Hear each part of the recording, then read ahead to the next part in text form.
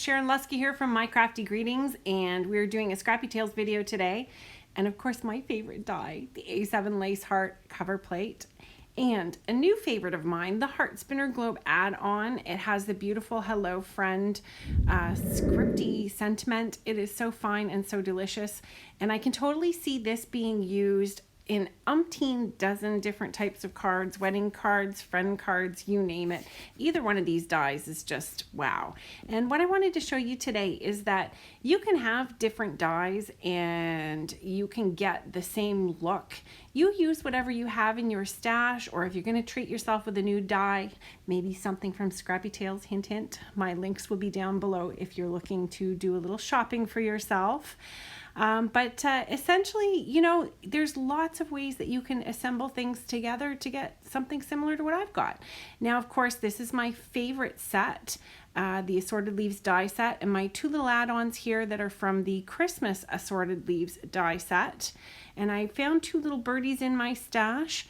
Now, I'm going to stick my pin from my little bottle that I got on Amazon in that Canadian tape and keep it from falling on the floor where it's going to stick me in my toe. Have you ever done that? Isn't that the worst? Ugh, I can't even think about it. It makes me cringe. So I'm gluing together 3 layers of this die cut, and a good tip is to just concentrate on the delicate and loose areas with your little dots, and then just a few dots in the center, kind of more landlocked areas.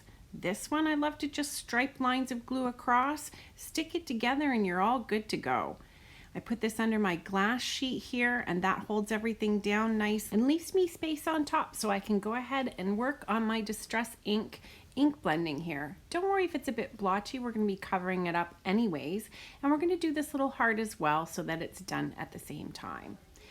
Now I wanted to show you how this center portion of the A7 cover plate looks on a note card size, and this is how it looks on a 5x7. The heart on a note card size, the heart on a 5x7. These dies look fabulous. It doesn't matter what size card you like to make, but of course you know me for 5x7 cards. Okay, so I'm going to stick my triple decker detail pieces onto my ink blended backgrounds here, and I'm going to get out these little birdies that I have, but they didn't come with wings. So I'm taking this die cut, and it's actually from the Assorted Leaves die set.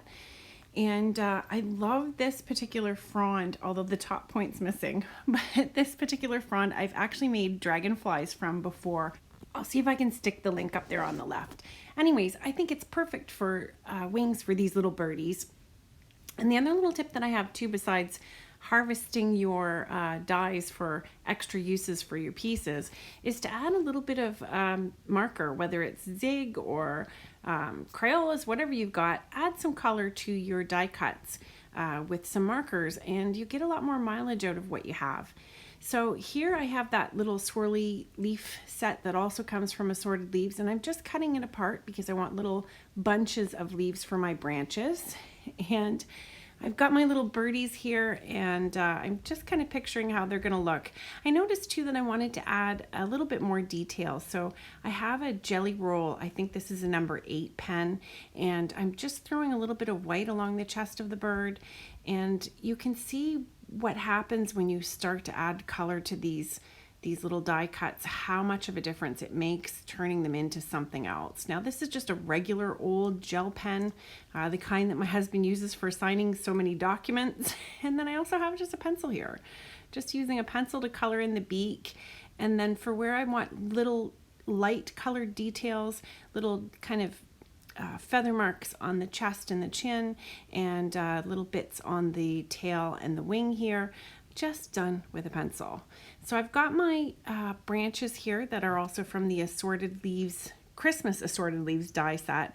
I love these branches. These are actually cut down from what the branch actually die cuts out as, but they're fantastic. Now when you put glue on, it kind of gives a paper mache kind of effect and makes your die cuts a little bit stronger. So even if they don't specifically stick right down to your paper, the glue is going to give them added strength. If you get too much glue on, like I've just done here, it's good to have a little scrap of paper hanging around, and you can just dab that off, and yeah, makes it useful. Just try not to get the gluey piece of scrap paper stuck to your elbow or your chin or even to your butt, because I've had that happen before. Now I have this little leaf bunch here, and I just decided to add a little more detail. This is a YR17, that would be orange, not green, YG17 Copic marker, and I'm just sweeping some color. I'm not, paying a lot of attention to where it lands. It doesn't really matter. Just get the job done, and it's going to make a huge difference in adding dimension and detail to your project. And again, I've blobbed on some glue, and I'm just kind of giving these little poke down, and I put way too much glue on my birdie, but that little boy's going to be going nowhere. Or girl, I guess it's a boy. It's prettier. Thank goodness that's the opposite for humans, right? Whew, that's taken care of. So back to the card. I had a whimsical layering daisy, the tiny one, laying around, and I thought I'd give that a try and see if I like that. But I decided I would go with the Baby's Breath from the Assorted Leaves die set. And yes, that is the one that Jennifer McGuire loves, and it is also included in the Assorted Leaves die set. It is the best set ever, I gotta say. I'll list it below. So I like to put them in my palm and give them a little poke with my scoring tool just to give them a little bit of dimension. And they're so easy just to snip off, and gives you tons of color and tons of detail. Now my birds look a little drunk there, and this was actually being shot before I got everything glued down. So in a moment here, you're gonna see that everything goes back to normal when I start gluing the flowers down. Yes, they've sobered up some since we shot the last scene. So I just stick those on with a little dotted glue for each one, and I switch back and forth between sticking it on the flower itself and gluing a dot to the actual card itself. You can do whichever suits you. I did decide to add a little chunk of foam tape though behind the birds' heads, just to give them a little support so they weren't flopping around there. So I like this as it is, but thought, you know what, there could be a little bit more greenery up here. So I've gone back to that same swirly leaf die from the Assorted Leaves die set, yes again. And I just decided that it would look nice to add a couple flowers and a couple leaves up here underneath this heart. So at this point I realized that this card really could use a couple more details, and I decided to use some of my homemade stickles or Nouveau drops, whatever you want to call them. They're brand A La Sharon, and I just fill those in and give them a little bit of detail. And then I'm also going to go in my stash and pull out some rhinestones just to bling this baby up. So there's our first card all completed, and has beautiful hearts, foliage, and birds, as well as our sentiment. And I'll give you some good shots here of what that looks like. I'm going to be putting these cards for sale on my Etsy shop if you end up interested in owning one of these. Now I have my detail piece that I assembled together from the Intricate Heart Spinner add-on die set. And I added a little bit of foam tape behind this and popped it up. It's got tons of dimension now. And then I also cut out this Thinking of You and stuck together 2 white layers and my silver layer here, and I'm just centering that, putting a little pressure on it. So I decided that I wanted these birds to be yellow birds, kind of like orioles or golden finches. They're not really accurate as per the Audubon, that's the highway. I'm not sure. As per the bird books, let's go with that. I wanted to add some black and white details on them, and you can go ahead and take your die cuts and imagine them any way you like. You go ahead and add details. Don't be shy about using your pens and your fine point markers to put in detail. The worst you're going to do is ruin a tiny piece of paper and have to cut another piece. And I'll tell you honestly, the biggest trick that I do when I'm doing these things is I die cut multiples, so that if I don't like how one looks, I have a second one available to do. And unfortunately, you as viewers don't get to see the methodology behind how all this comes to pass. But if I scribble an eye patch on a bird and I think it looks terrible where it is, I just take another bird and have a go at that. I decided to add some little white stripes on their tails and then put some black on those as well. And you use whatever it is that you have in your supplies and design them however you like. A good tip for the birds though is if you're going to put a dot on for the eye, draw a little tiny line out from that. It keeps the birds from looking like they're eyeballing you or trying to steal your lunch. So I've glued these wings on, and I missed all of the assembly part when it came to the small pieces for this card, but I did use 2 of the fronds, or 3 of the fronds from the Christmas Assorted Leaves die set.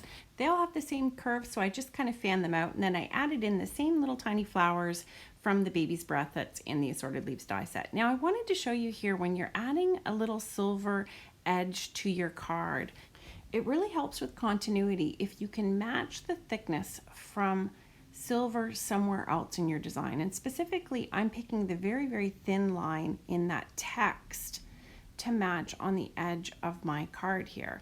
And if you slide it in at an angle, and then when you get it to where you want, just give it a poke at the top, line it up at the bottom, and then stripe your finger down. That'll help you with alignment. And I also wanted to say for cutting, take the edge of your scissors and the edge of the blade of your scissors and hold it right up against the edge of your cardstock, just like this. And then take the bottom blade and pull it up to cut.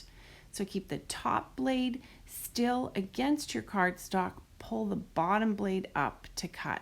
And that's going to give you those perfectly straight bottom edges so that you don't end up having curved corners like I used to have until I learned to do that properly. Now, if you're going to be using ATG to assemble your layers together, this is a 4 3/4 wide panel by 7, and I'm putting it on the 5 by 7 panel, and I want the reveals to match. You can see I've got the back portion of the card curved up while I match up the 2 side pieces, and I don't let it touch until I know I've got that even. Now, your card is going to have, in some circumstances, places where it doesn't line up properly. Don't worry about it. You can always put it on your guillotine cutter and give it a little trim to match it up. The nice thing about the guillotine is that it can cut through multiple layers, and you can see there's a tiny edge there that's longer. I'm just going to line up the portion that's shorter and cut off that extra. Once that's done, now I've got a nice straight card where everything is evenly spaced. I check it with my base, and because I've got multiple layers, I can go ahead and use liquid glue, and you can see the tiniest amount of liquid glue is all you're going to need to adhere this firmly to your card base. Last thing I need to do is add a little bit of detail in the center of my flowers, and I went to check this before I stuck it on my card, and it just blew everywhere. Thank goodness I didn't have that over my card, but with the pop of color from scrapbook.com, I'm going to add in some beautiful white details to these little flowers. And I love the fact that the pop of color leaves good dimension to the drops when they go on your card. I'm just going to tap them so that they lose their little bit of peak. And for the areas that I may have over squeezed, I'm just going to use a pin to clean them up. And that's all you need. So I have these strips of rhinestones that I wanted to add. If your rhinestones are in a strip, just use your detail scissors, and you can cut right in between those rhinestones to make them little singles, and use a little pointed tool to pop them off and add details to your card. And I'm just going to put one in the middle of each of those flowers, and that's going to call my card done. So those are my 2 cards today, same but different. You can use whatever supplies that you have.